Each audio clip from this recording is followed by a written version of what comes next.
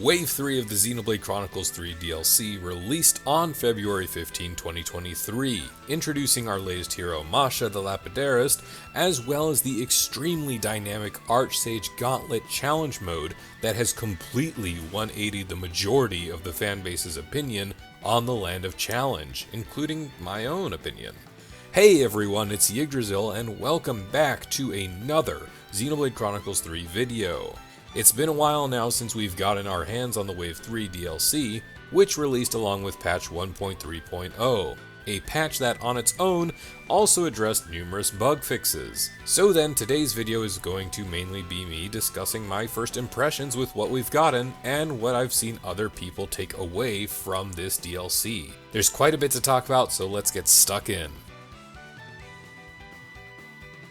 Let's get those bug fixes out of the way first. Many of these bug fixes I haven't even personally seen or were very extremely niche to the point where many people were largely unaffected, so that's good. Now some of you may have watched a recent video of mine where I addressed the fact that Mio's chain order was bugged, failing to prevent aggro to be decreased and removed from attackers and healers during her chain attack. Well, I'm glad to say that's no longer an issue, as that was addressed with the latest patch, which was promised by Monolith Soft, so wonderful news right there. Meanwhile, the fixed additional issues for gameplay experience is a Nintendo trademark, and it's also thrown in there, and I just haven't really seen anyone talk about anything niche. Heck, not even the Xenoblade data mining community has scrounged up anything of note, but that might just be because they're a bit preoccupied with what else they dug up, more on my most recent video in the link up top. Aside from that, there's not really much else to say about this section other than since this is supposed to be about the version 1.3.0 and not about the DLC, I am just once again joining the chorus of people begging Monolith Soft, please let us toggle the chain attack music on and off in the options. It's really not a big thing to do, you yourself have done it for extremely specific fights, so please just let us do it for some of those fights as well. It really would mean a lot to a lot of people to have those story beats play off and have those themes go through and not just get interrupted by chain attack. Come on! On to our newest hero then. Masha has been a delight in all aspects of her entry as a hero. Her story, while a good bit more toned down as compared to Ino's, was quite fun to play through and had a few subtle hints.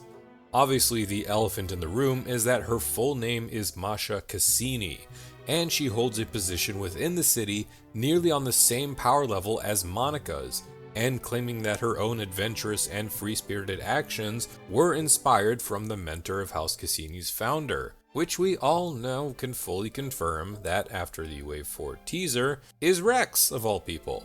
It's incredible to me that we went from learning that fact from the Nintendo Direct trailer to having a little bit more in-game detail through Masha's own quest. What's more, some people have also noted that the tale of the two characters introduced in her Ascension quest, Jake and Tessa, have an opposing parallel to the story of Consoles N and M. Whereas N sought solace in the endless now for him and his beloved to be together, Jake and Tessa are content to live out their time together in the present, their beliefs represented in the physical bonds that are the accessories that Masha made for them. As for crafting, her contribution to our accessory arsenal as a Lapidarist has also been quite interesting to work through.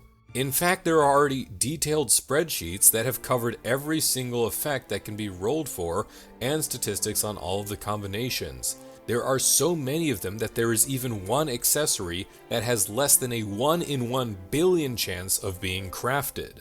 And my speculation was right on the money in that these are partly balanced by being limited to only one per character, and that we're able to recycle those that we don't need. Her crafting is very well thought out, stats and effects are anywhere from okay to great, and they provide an incentive for those that want to play more of the Land of Challenge's new mode, the Archsage's Gauntlet, which I'll discuss a little bit later because I haven't even gotten to her actual gameplay. And I know that there are many people who aren't the biggest fans of Kevesi arts, but they honestly don't feel bad on her class, the Lapidarist, at least to me. But first, before we get into her kit, can I just say that it reminds me of like a mashup between Fiora from Xenoblade 1 and Fiora from Xenoblade 2's DLC? Between the effects that she can bestow to herself, to her allies, and the healing that she can provide, it's actually quite versatile, and it just reminds me of a mashup between those two kits that same character had. I guess a little bit fitting for a Kavesi setup. Now then, a fair portion of Masha's healing doesn't even derive from her abilities, but in her auto attacks healing whenever she lands a critical hit. That comes from her first skill, Star Treatment. Her second skill, Beaming Edge, though, is downright essential to have on at least one character now if you aren't running Masha as a hero, because it offers 20% crit rate and 50% crit points. It is a fantastic and now probably one of the best skills in the game. The next skill, Fascinator, isn't all super strong in terms of team power, but it does add a little bit of extra damage for whoever is running Lapidarist. Next up, Ring a la Mode allows for an extra field buff to be placed on the field, and like Beaming Edge, you really would like to have this one on someone else if you aren't running Masha. Because many classes offer fields in their kit, and having this ability on a supportive unit that, say, is already using up one slot anyway for Beaming Edge is certainly quite a way to go. As for the master skills for Lapidarist, anything that boosts critical rate is incredibly impactful to the gameplay for this class. At the very least, every guide I've seen has been pretty much spot on in pointing out the powerful combination of Frenzied Combo, which boosts recharge on landing a critical hit, and Eye for Weak Points, where your crit rate dramatically rises up in combat as you progress through the fight. Not even including the accessories yet, these skills alone provide such a substantial boost toward ensuring that Masha can not only provide her supportive effects, but also maintain a healthy base amount of healing from each hit that connects, and to a lesser extent, her class's actual damage. As for her arts, they're all really good, but I will say that Blessed Edge and Rigid Slicer are probably the priority and way to go. Both of them attack twice, and because it's 2 attacks connecting, if both of those hits land critically, that is an immense amount of art recharge that you have just garnered if you have Frenzied Combo set as a master art like I just discussed. And with the setup I've been mentioning, I've just seen a lot of people take those parts and then add their own twists with the master arts, and then that dictates their accessory and gem choices. Now, the most popular build I've seen, and I think the most well known, is Enel's guide to take an insane amount of arts recharge and then throw Signifier and Troubadour arts into the mix, namely Resonant Flag, Aureole, and Ring of Roses, to essentially let whoever is running Lapidarist to hand out all the buffs as if Fiona is just running around on drugs. I've also seen damage-oriented builds as well, but I really feel that having Lapidarist cover as many supportive aspects as possible works the best, and they still have fairly respectable damage anyway as a result of getting those crits quite frequently. Lastly, her chain ability gives everyone 15 TP at the cost of 10 of her own, and her chain order boosts critical rate during the chain attack by as high as 50%. So while not as broken as some other chain attacks and orders, it's quite versatile. Overall, Masha and the Lapidarist class have been wonderful additions to the game, and I've not even gotten into the best part of this DLC. So now, let's throw down the gauntlet. When the Nintendo Direct trailer called the Archsage Gauntlet a roguelite experience, I was a good bit skeptical, but it really does feel like one after all. And I'd go so far as to say that, bar the DLC stories, this is the best individual piece of DLC that has been brought out for the Xenoblade series. First up, the cosmetic rewards only require midway checkmarks, but the mode is so fun and interesting that people are playing them over and over again, not only for sake of completion, not only for sake of those rewards, but also just to have another round, experiment with new controlled character setups, see if they can try a different overall team composition, maybe even try their hand at a no hero run. Archsage's whimsy and surprise events can either help you or throw a wrench into your progress, but it's all just been a blast, and you can still obtain rewards for just progressing and you wipe halfway through. So most of the time you won't feel as if you are wasting time. What's more, if you didn't get the run that you wanted, the blue Nopon stone that you earned could be spent at the prize exchange to further empower your emblems to help you out a little more in the next run. And you can't even take Lucky 7's unlimited sword into hard difficulty gauntlet runs without a license costing 60,000 blue Nopon stone. What's more, Masha's Enigmatter, the item that you need to let her craft those unique accessories that she can make, can be bought here for a fairly small amount of blue Nopon stone.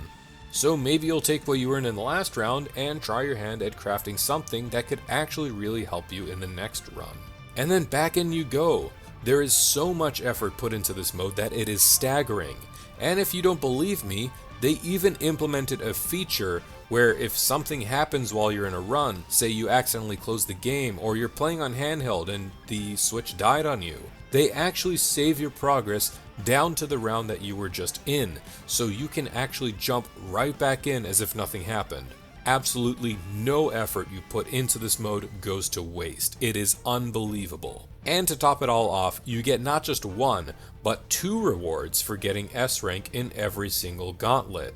For completing absolutely every single gauntlet with an S rank, speaking with the Nopon Archsage will reward you with the Archsage's Flower Fan, an accessory that boosts max HP, attack and healing power by 30%, and then makes your character scatter flower petals around them whenever you quick dash.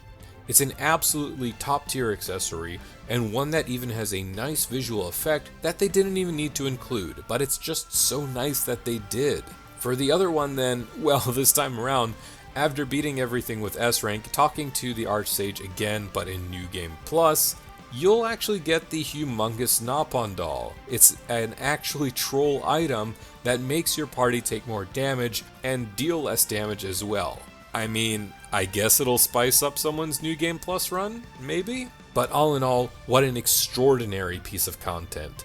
In fact, the only thing I really have to say is a bit negative is the rather scary memory leak that the mode can have if you've just been playing for a few hours, and then the transition between some of those rounds will leave you in a loading screen for around 20 to 30 seconds. It really scared me the first time it happened to me. So let's quickly recap everything. To start off, the Archsage Gauntlet plays off of early incentives with the throwback costumes and then sucks you in on how fun it can be.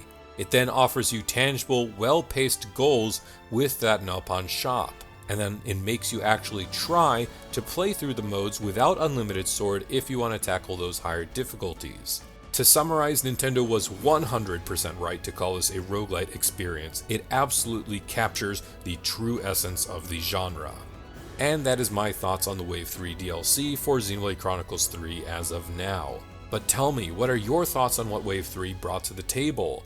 Do you enjoy anything that was introduced? What builds are you taking to the Archsage Gauntlet? Please let me know in the comments down below, and of course please consider liking this video and subscribing to my channel where I plan to keep making more content for the Xenoblade Chronicles series.